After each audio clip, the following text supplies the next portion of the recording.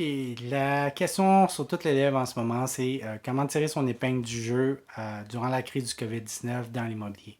Pour moi, j'ai 5 actions que je fais qui me permettent d'avoir un avantage concurrentiel, selon moi, par rapport à mes compétiteurs. Avant de vous dire exactement c'est quoi les 5 actions que je fais, je vais vous raconter une histoire qui est quand même assez importante parce que ça a formé la façon ça a formé la façon comment je pense sur les choses, surtout dans des situations de crise.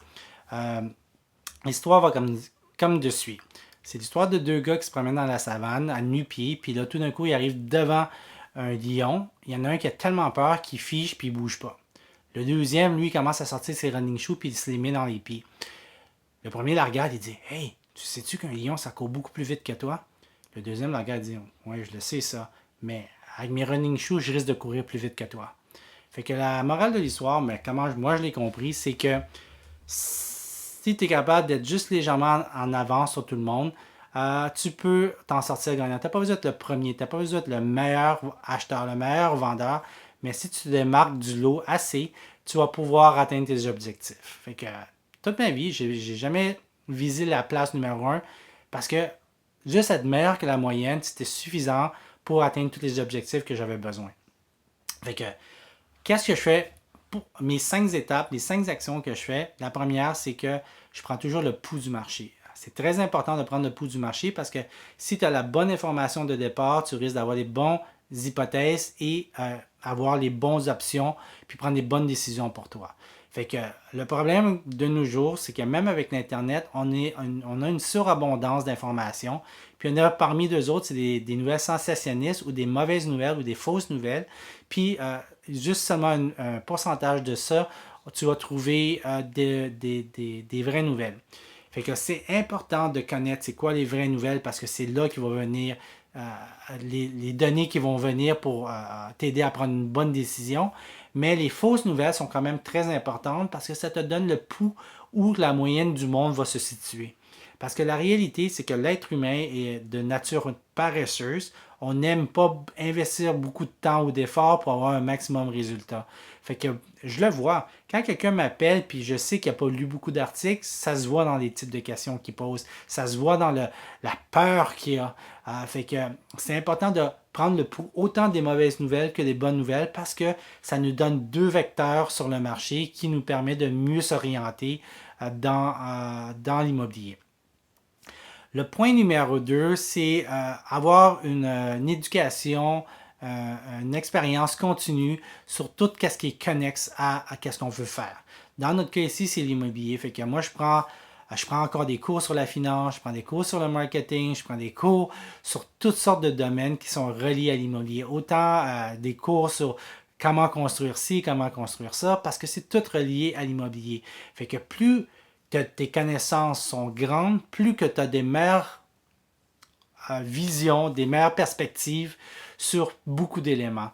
Un des bons exemples que je peux vous donner, c'est je prends beaucoup de cours sur la construction.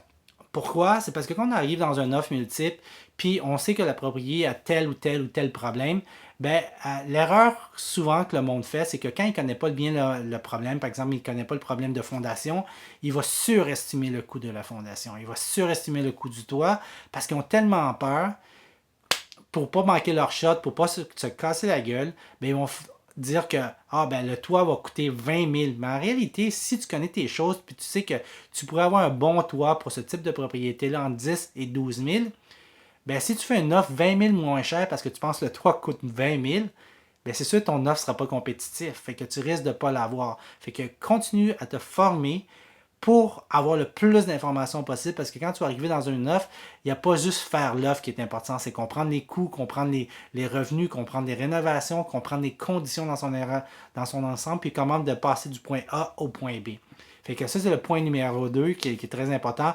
Une formation continue sur tout ce qui est connexe à ce que tu veux faire.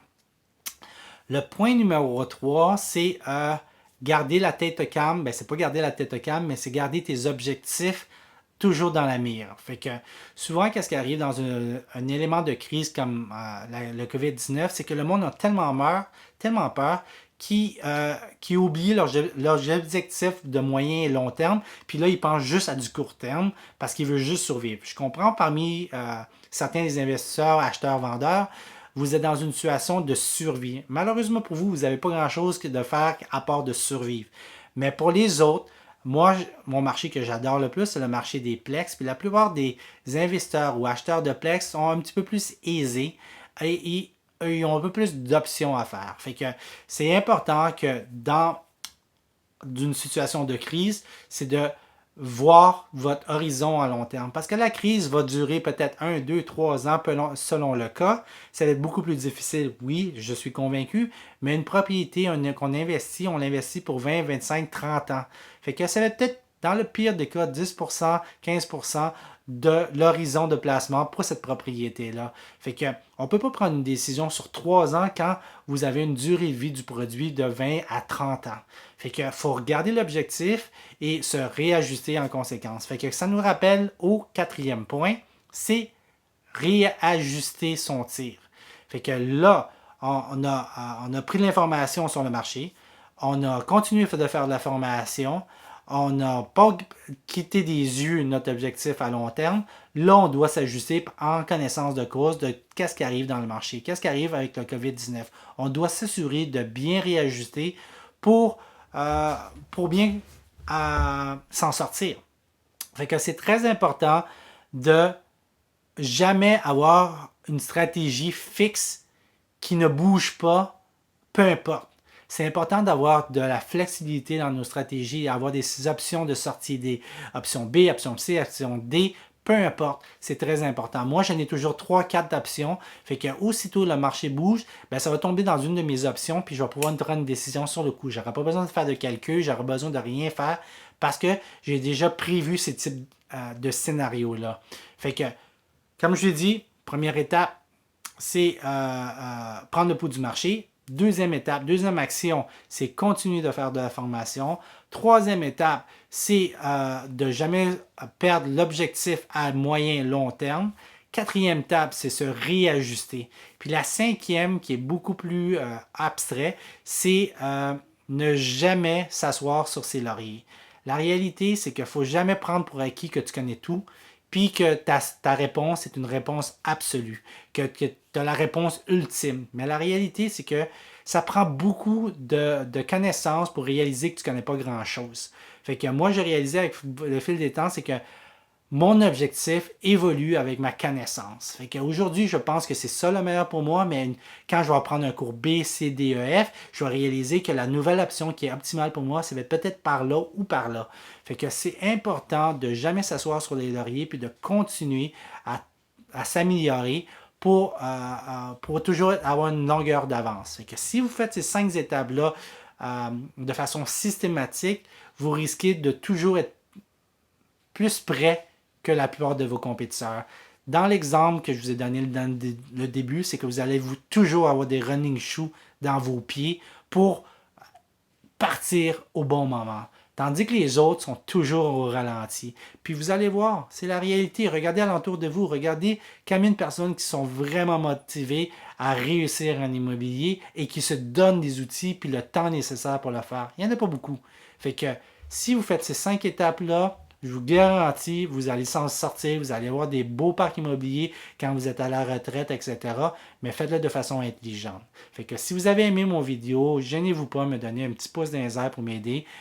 Et je voudrais remercier énormément le monde qui a donné tous les pouces sur les dernières vidéos que j'ai eues. J'ai une vidéo qui va dépasser bientôt les 300 likes.